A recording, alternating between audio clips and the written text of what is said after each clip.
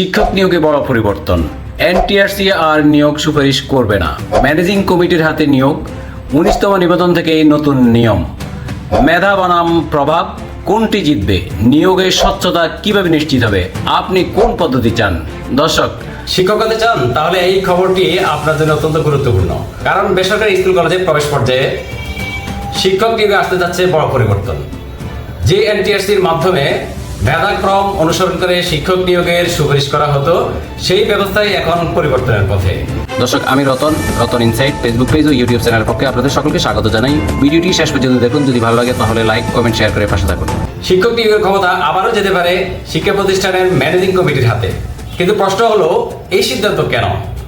এটি কি শিক্ষক নিয়োগকে আরো সহজ করবে, নাকি ফিরে আসতে পারে সেই পুরনো নিয়োগ বাণিজ্যের ভয়? দর্শক, আজকের ভিডিওতে আমরা জানবো কি সিদ্ধান্ত হয়েছে, কেন হয়েছে এবং এর সম্ভাব্য প্রভাব কি হতে পারে। প্রথমে আসি মূল খবরটিতে। প্রকাশিত প্রতিবেদনে বলা হয়েছে, গত 3 আগস্ট শিক্ষা মন্ত্রণালয়ে এনটিআরসি এর কার্যক্রম নিয়ে অনুষ্ঠিত এক সভায় বেসরকারি স্কুল কলেজের প্রবেশ পর্যায়ে শিক্ষক নিয়োগের বিষয়ে গুরুত্বপূর্ণ সিদ্ধান্ত নেওয়া হয়েছে।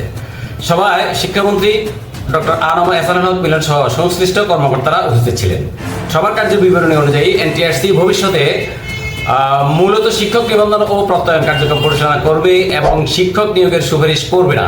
অর্থাৎ 19তম শিক্ষক নিবন্ধন থেকে নিবন্ধন সনদ পাওয়া প্রার্থীদের নিয়োগের ক্ষেত্রে প্রতিষ্ঠান ভিত্তিক ম্যানেজিং কমিটি বা গভর্নিং বডি ভূমিকা ফিরে আসার পরিকল্পনা করা হয়েছে। একই সিদ্ধান্তের আওতায় 18তম শিক্ষক নিবন্ধন উত্তীর্ণ 9,882 জনকে তাদের পছন্দ অনুযায়ী শিক্ষা প্রতিষ্ঠানে স্ব উদ্যোগে ম্যানেজিং কমিটি বা গভর্নিং বডির মাধ্যমে নিয়োগের কথাও কার্যকরিতে উল্লেখ করা হয়েছে। কিন্তু এনটিআরসি কেন তৈরি হয়েছিল? একটু পিছনে যাওয়া যাক।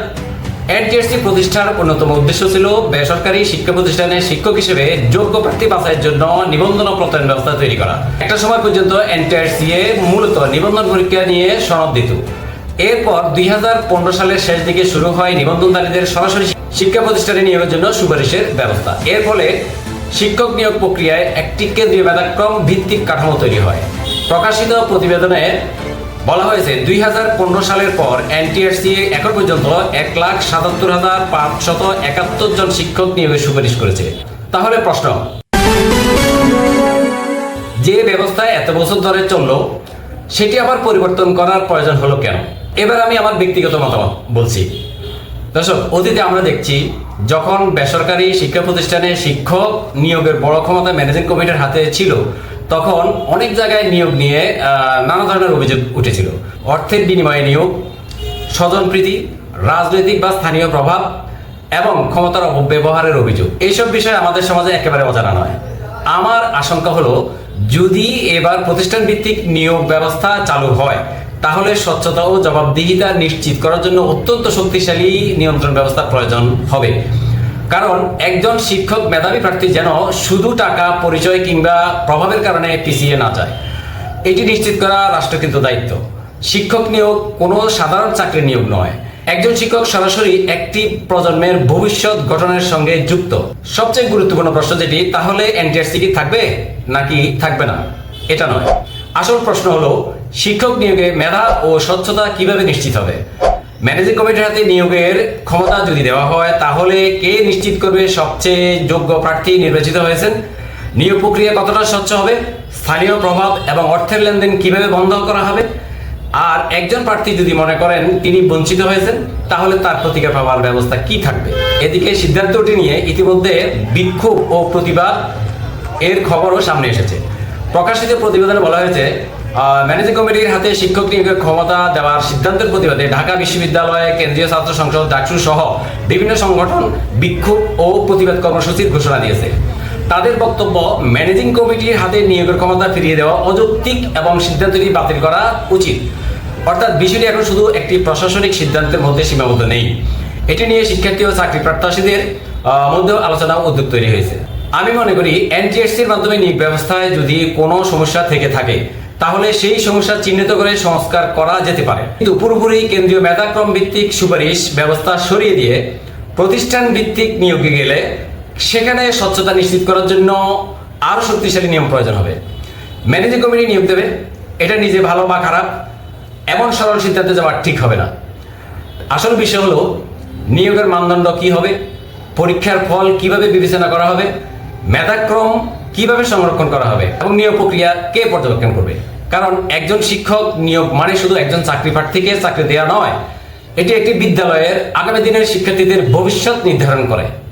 তাই দর্শক, আপনাদের কাছে আজকের প্রশ্ন, আপনারা কোন পদ্ধতিকে বেশি কার্যকর মনে করেন? এনটিআরসির মাধ্যমে কেন্দ্রীয় মেধাক্রম ভিত্তিক শিক্ষক নিয়োগ, নাকি শিক্ষা প্রতিষ্ঠানের ম্যানেজিং কমিটির মাধ্যমে সরাসরি নিয়োগ? আপনার মতামত অবশ্যই কমেন্টে জানাবেন। আর আপনি যদি শিক্ষক নিবন্ধন প্রার্থী কিংবা শিক্ষকদের সঙ্গে যুক্ত কেউ হয়ে থাকেন, এই ভিডিওটি অন্যদের সঙ্গে শেয়ার করুন।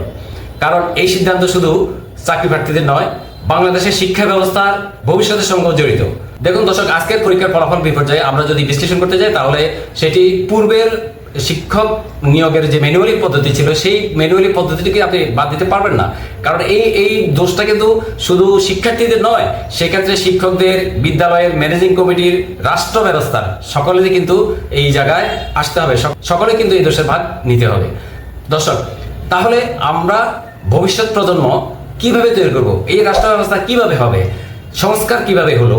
আপনার আরো সংস্কার বিধ্বংসিত হয়ে যাচ্ছে আমার মনে হয়। সেই জায়গায় এই সরকারকে হাত দিতে হবে। এই সরকারকে যদি শিক্ষা ব্যবস্থা আরো কঠিনভাবে যদি না দেখে, তাহলে শিক্ষা ব্যবস্থা ধ্বংসের পর্যায়ে চলে যাবে। আমি মনে করি এই সরকারের মধ্যে অভিজ্ঞ মানুষ রয়েছেন, মেধাবী রয়েছেন, বিজ্ঞানী রয়েছেন, তারা এই বিষয়টি চিন্তা করবেন, দেশের ভবিষ্যৎ প্রজন্ম যাতে একেবারে নিঃশেষ না হয়ে যায়। দেখুন, এই এখনো যে পদ্ধতি আছে সেটি সনাতন পদ্ধতি, এখনকার লেটেস্ট পদ্ধতি, আধুনিক কোনো পদ্ধতি এখন শিক্ষাক্রমের মধ্যে এখনো যুক্ত হয়নি। আগের সেই সনাতন পদ্ধতি চালিয়ে নিয়ে আমরা শিক্ষার্থীদের কাছে কি ধরনের আশা করতে পারি, কি ধরনের ফলাফল আশা করতে পারি?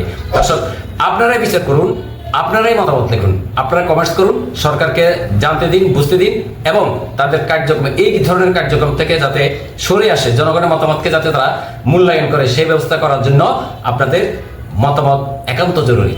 আমি রতন ইনসাইট ফেসবুক পেজ ও ইউটিউব চ্যানেলের পক্ষে আপনাদের সকলকে এই ভিডিওটি পুরোপুরি দেখার জন্য ধন্যবাদ জানাচ্ছি। সত্য তথ্য, যুক্তি নির্ভর বিশ্লেষণ আপনার মতামতের জায়গা থেকেই। দেখা হবে পরবর্তী ভিডিওতে। আসসালামু আলাইকুম।